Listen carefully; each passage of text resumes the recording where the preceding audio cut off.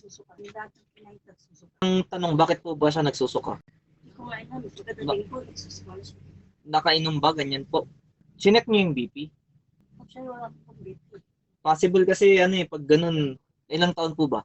32. Ayun, possible, baka ano, Ano? baka, kasi signs na siya ng stroke eh, kung may nakain, parehas ba kayo na kinain? Actually, hindi ko alam kung ano kinain niya kasi nasa work ako.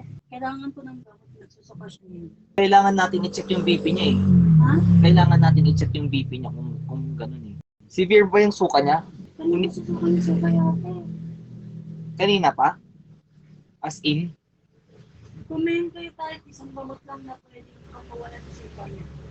Kasi possible kailangan niya isuka lahat eh. Kung may nakain man siya, suka niya. Pero kung sa BP related din, kailangan isuka niya kasi yun yung outlet ng sa BP eh, kung sobrang taas.